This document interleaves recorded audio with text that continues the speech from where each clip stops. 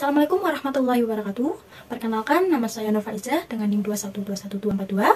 Dalam video kali ini, saya akan menjelaskan tentang tokoh pendidikan dalam negeri serta pemikirannya tentang pendidikan. Nah, guna untuk memenuhi tugas ujian tengah semester mata kuliah ilmu pendidikan. Apakah kalian sudah siap untuk mendengarkannya? Mari kita bahas. Sebagaimana kita mengetahui bahwasannya pendidikan itu amatlah penting. Bahkan pendidikan ini adalah suatu penentu maju mundurnya suatu bangsa. Jadi pendidikan ini adalah paling utama dalam suatu bangsa. Jika bangsa itu terlihat buruk, maka kita bisa lihat bagaimana hasil pendidikannya. Atau sebaliknya, ketika kita ingin melihat hasil pendidikan tersebut, pendidikan yang sesungguhnya, yaitu maka kita lihatlah bagaimana remaja-remaja, anak-anak, bahkan kondisi masyarakat di dalam suatu bangsa tersebut. Mengenai betapa urgensinya pendidikan ini, banyak sekali para tokoh ilmuwan yang memiliki pandangan pendidikan itu sendiri berdasarkan kacamata mereka. Di dalam video kali ini saya akan membahas tentang tokoh yaitu Kiai Haji Imam Zarkashi. Di dalam video ini saya akan membahas yang pertama ada biografi, kemudian ada latar belakang pendidikannya, serta pemikiran tentang pendidikannya. Mari kita bahas. Yang pertama adalah biografi. Kiai Haji Imam Zarkashi lahir di Gontor, Ponorogo, Jawa Timur pada tanggal 21 Maret 1910 Masehi. Imam Zarkashi dibesarkan di lingkungan warga muslim yang taat beragama. Ayahnya yaitu seorang kiai besar di Pondok Pesantren Gontor yang terkenal dengan sikap waraknya, zuhud dalam beribadah, serta berakhlak mulia, yaitu Kiai Santoso Anumsari serta ibunya yang bernama Nyai Santoso. Beliau merupakan putra bungsu dari 7 bersaudara. Kemudian ketika saat usia belum genap 10 tahun, beliau ditinggalkan oleh ayahnya. Apalagi di dalam kondisi tersebut, pondoknya mengalami kemunduran dan belum memiliki generasi penerusnya, sehingga Kiai Imam Zarkashi dan ke-6 saudaranya hanya diasuh oleh ibunya. Apalagi ibunya, yaitu Nyai Santoso, tetap bertekad untuk tidak membiarkan pondok tersebut pupus dan lenyap di telan sejarah. Beliau bekerja keras mendidik putra-putranya agar dapat meneruskan perjuangan nenek moyangnya, yaitu agar bisa menghidupkan pondok kembali. Kemudian ibu Nyai Santoso memasukkan Kiai Haji Imam Zarkashi dan kedua kakaknya yang bernama Kiai Haji Ahmad Sahab dan Kiai Haji Zainuddin Fanani ke beberapa pondok pesantren dan lembaga pendidikan yang lain untuk memperdalam ilmu. Kiai Haji Imam Zarkashi meninggal dunia pada tanggal 30 April 1985 pukul 21 WIB di Rumah Sakit Umum Madiun. Beliau meninggal dengan meninggalkan seorang istri dan 11 orang putra dan putrinya. Riwayat pendidikan dan pengalaman Kiai Haji Imam Zarkashi. Mula-mula Kiai Haji Imam Zarkashi menimba ilmu di beberapa pondok pesantren yang ada di daerah kelahirannya dan di daerah sekitarnya. Banyak ilmu yang didapatkannya seperti bahasa Arab, politik, dan sastra. Kemudian setelah tamat dari School Padang Panjang, beliau diminta menjadi direktur di perguruan tersebut. Tetapi beliau hanya setahun dalam menjalankan permintaan tersebut dan kepercayaan tersebut. Hal ini karena menurut beliau jabatan bukanlah tujuan utama setelah menuntut ilmu.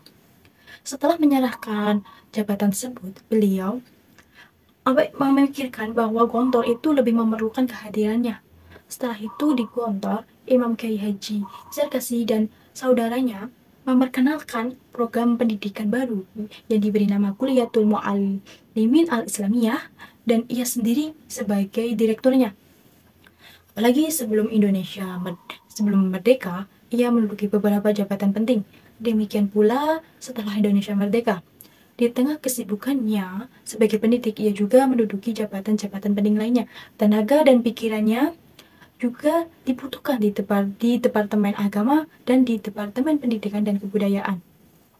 Bahkan selain itu, Imam Zarkashi juga aktif menulis sehingga karyanya dapat dinikmati sampai saat ini.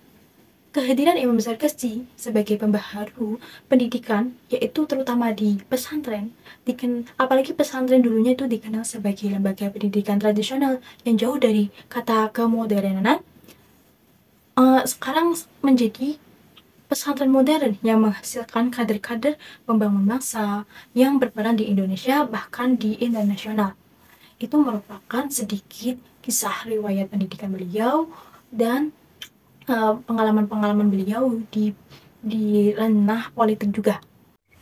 Selanjutnya ada pemikiran Kiai Haji Imam Zarkasi tentang pendidikan. Secara garis besar, Kiai Haji Imam Zarkasi di dalam pemikirannya itu meliputi 4 pokok. Yang pertama ada sistem dan metode pendidikan. Sistem pendidikan yang diterapkan di Gontor adalah sistem pendidikan klasikal dan sistem pendidikan berasrama. Kitab-kitab kuning dikemas sedemikian rupa ke dalam buku-buku teks pelajaran yang disesuaikan dengan jenjang pendidikan para santrinya. Memberikan kesempatan para santrinya untuk membongkar dan memahami kumpulan-kumpulan kitab kuning dalam jumlah besar dari berbagai disiplin ilmu agama. Sistem pendidikan klasikal dikembangkan secara terpimpin dan terorganisir dalam bentuk penjenjangan kelas dalam jangka waktu yang ditetapkan. Sistem klasikal ini merupakan bentuk pembaharuan karena berbeda dengan sistem di pesantren model lama. Pengajaran dengan sistem ini menjadi lebih efisien karena dengan biaya dan waktu yang relatif sedikit, sehingga menghasilkan produk yang besar dan bermutu. Perbaikan terhadap sistem pengajaran menghendaki sejumlah perombakan sistem pengajaran yang dianut oleh pesantren tradisional tersebut. Kemudian ada metode lebih penting dibanding materi, tetapi pribadi guru jauh lebih penting dari metode itu sendiri. Beberapa metode dan kaidah pengajaran dalam proses belajar mengajar di kelas antara lain yaitu pelajaran harus dimulai dari yang mudah dan sederhana, tidak tergesa-gesa pindah ke pelajaran yang lain. Sebelum siswa memahami betul pelajaran yang telah diberikan, proses pengajaran harus teratur dan sistematik. Kemudian latihan-latihan diperbanyak setelah pengajaran selesai. Dan lain-lain yang semua kaidah tersebut bisa dipraktikkan oleh setiap guru dengan persyaratan guru harus memiliki dan menguasai metode dalam pengajaran tersebut. Yang kedua ada materi dan kurikulum pendidikan. Kurikulum yang diterapkan Kiai Zarkasi yaitu 100% umum dan 100% ilmu agama.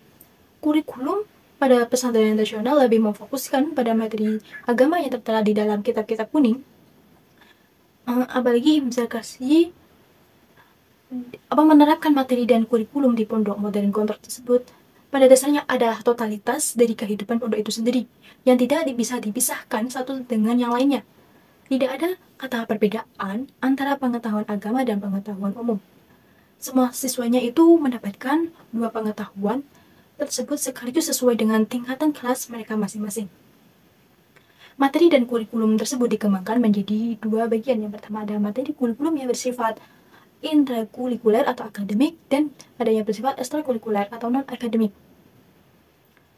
Materi agama dan materi umum tersebut menjadi kurikulum wajib yang harus dikuasai oleh para santri.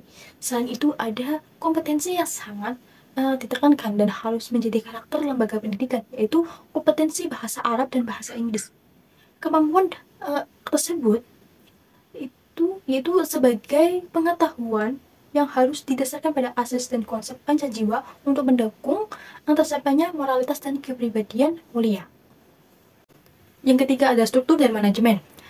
Demi kepentingan pendidikan dan pengajaran Islam, Kiai Haji Imam Zarkasi mewakafkan pondok pesantren Gontor tersebut kepada lembaga yang disebut Badan Wakaf Pondok Modern Gontor, sehingga tidak menjadi milik pribadi atau perorangan sebagaimana yang umumnya dijumpai dalam lembaga pendidikan pesantren tradisional. Dengan struktur yang demikian, maka Kiai dan keluarganya tidak mempunyai hak material apapun terhadap pesantren. Pesantren telah menjadi lembaga publik yang terbuka dan objektif. Yang keempat yaitu pola pikir dan kebebasan. Pola pikir dan kebebasan ini terutama menyangkut diri dari santri-santri. Setiap santri diberi arahan melalui pembiasaan, keteladanan, pengondisian lingkungan. Dengan konsep ini diharapkan para santri itu memiliki jiwa di atas kaki sendiri atau berdikari, yaitu santri bebas untuk menentukan masa depannya bagaimana memiliki jiwa keikhlasan dan jiwa kesederhanaan dalam hidup. Jiwa berdikari dan bebas ditanamkan kepada santri. Hal ini berarti bahwa santri harus belajar dan berlatih mengurus kepentingannya sendiri serta bebas menentukan kehidupnya di masyarakat. Selain itu, pondok pesantren sebagai lembaga pendidikan juga harus tetap independen dan tidak bergantung kepada pihak lain. Terima kasih atas perhatiannya telah mendengarkan pemaparan salah satu tokoh pendidikan dalam negeri serta pemikirannya tentang pendidikan. Wabillahi taufiq wal hidayah. Wassalamualaikum warahmatullahi wabarakatuh.